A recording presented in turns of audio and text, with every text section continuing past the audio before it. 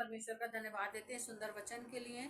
जैसा कि अभी आपके सामने किरण दीदी ने पढ़ा, दूसरा इतिहास 7 बाब और उसकी 14 आयत से लेके 18 आयत तक आपके सामने पढ़ा गया।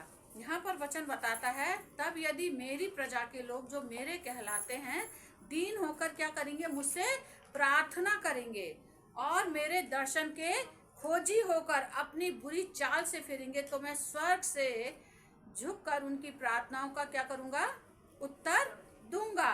स्वर्ग में से सुनकर और उनके पाप को भी क्षमा करूंगा। वो हमारा महान परमेश्वर है मेरे अजीजों, यानी कि उसकी प्रजा हम और आप हैं। जब हम और आप प्रभु की उपासना और प्रार्थना और उपवास करते हैं तो प्रभु हमारी प्रार्थनाओं का उत्तर देता है।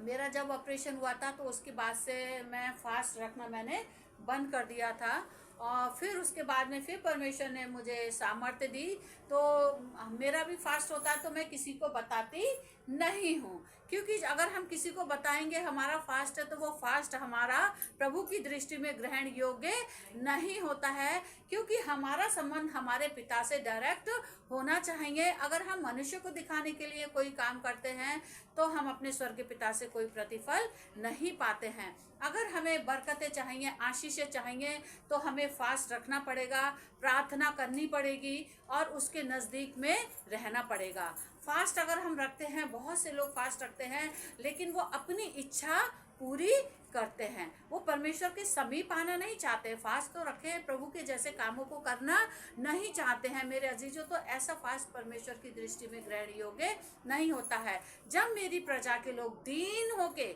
मुझसे मांगते हैं, मुझसे प्रार्थना करते हैं, तो मैं उनकी सुनता भी हूँ और उनके पापों को भी क्या करता हूँ, क्षमा करता हूँ, उन पे तरस खाता हूँ, उन पर दया करता हूँ। वो मेरी और आपकी प्रार्थनाओं का उत्तर देने वाले परमेश्वर हैंगे। तो परमेश्वर मेरे आपके जीवन से यही चाहते हैं कि मैं और आप उधर बैठा लो। तो परमेश्वर मेरे आपके जीवन से यही चाहते हैं कि मैं और आप उसके आज्ञाकारी बने रहें। अगर हम आज्ञा का पालन करेंगे मेरे अजीजों, तब परमेश्वर दया करेगा। जब तुम दुहाई दोगे तब यह वह स्वर्ग से झुककर उनकी दुहाई को सुनेगा। जो मेरी प्रजा के लोग जो मेरे कहलाते हैं जब दीन होकर प्रार्थना करेंगे तो मेरे कान, मेरी आंखें इस स्थान पर लगी रहेंगी। वही प्रभु का भवन हो जाता है, जहाँ पे 2 या 3 इकट्ठे हो जाते हैं, वहीं प्रभु उपस्थित हो जाता है। परमेश्वर मेरे और आपके जीवन में चाहता है कि मैं और आप बरकतों को हासिल करें। परमेश्वर नहीं चाहता है कि हम और आप परेशानियों में, कलेशों में, दुख में अपना जीवन व्यतीत करें। प्रभु यीशु मसीह संसार में इसलिए आए ताकि मैं और आप जीवन पाएं और बहुतायत का जीवन पाएं, लेकिन हम और आप क्या करते हैं, आज्ञाओं में चूक जाते हैं। हम उसकी आज्ञा का पालन नहीं करते हैं, हम अपनी इच्छा हुई को पूरा करना चाहते हैं। अब से जो प्रार्थना इस स्थान पे की जाएंगी उस पर मेरी आंखें खुली और मेरे कान लगे रहेंगे। ये कितना बड़ा परमेश्वर हैगा कि जो कुछ भी जहाँ पर परमेश्वर के लोग इकट्ठे होते हैं वहाँ पर परमेश्वर की आंखें लगी रहती हैं, उसके कान भी लगी रहते हैं, क्योंकि परमेश्वर दयालु परमेश्वर है। क्या मैं और आप आत्मारू सच्चाई से परमेश्वर की आराधना करते हैं? अगर हम आत्मारू सच्चाई से आराधना करते हैं तो परमेश्वर स्वयं आ जाता है। हमारे पापों के कारण प्रभु यीशु मसीह स्वयं आ गया और अभी भी उसने कहा है, मैं तुम्हें अनाथ नहीं छोड़ूंगा। उसके वायदे पक्के हैं।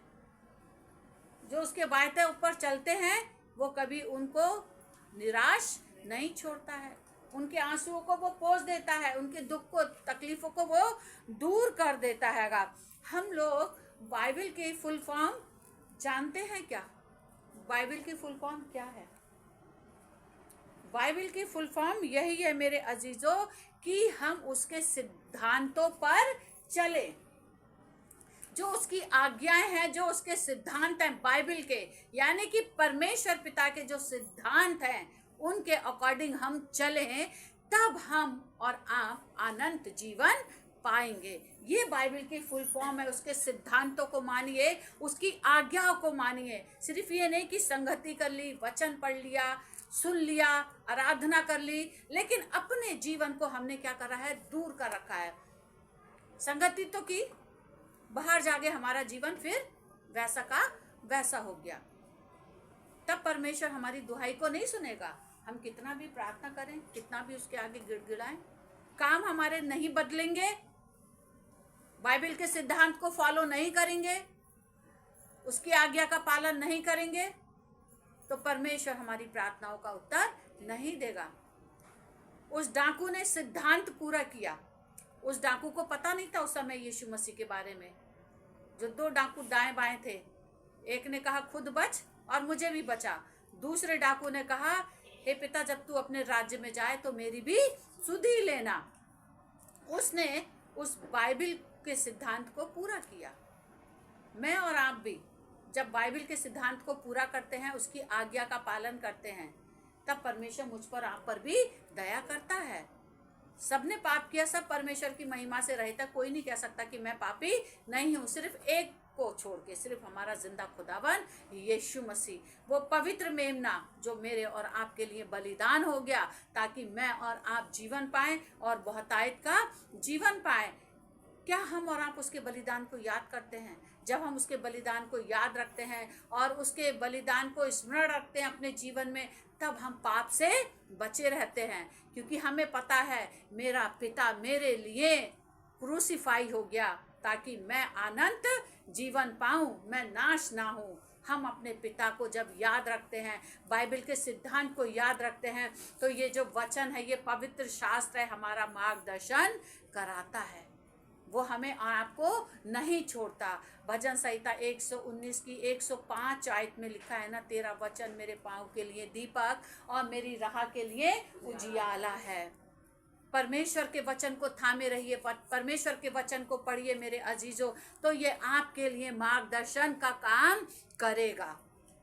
हमें किसी प्रकाश की, किसी की ज्योति की जरूरत नहीं पड़ेगी, क्योंकि हमारा ज्योति, हमारा प्रकाश, हमारा प्रभु यीशु मसीह है। वो मेरी और आपको राह दिखाएगा, वो मुझे हर संकट से बचाएगा, वो मेरे आंसुओं को पोंछेगा, वो मेरे घर की दुख तकलीफों को, परेशानियों को दूर करेगा। क्यों? क्योंकि हमारा जीवन परमेश्वर के नजदीकी में बढ़ रहा है।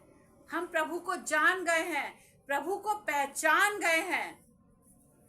जब हम प्रभु को जानते हैं, पहचानते हैं, तब प्रभु यीशु मसीह मुझ पर, आप पर दया करता है। मसीह तो बहुत हैं, क्रिश्चियन तो बहुत हैं, लेकिन आज कितने हमारे मसीह भाई बहन भटके हुए हैं। हम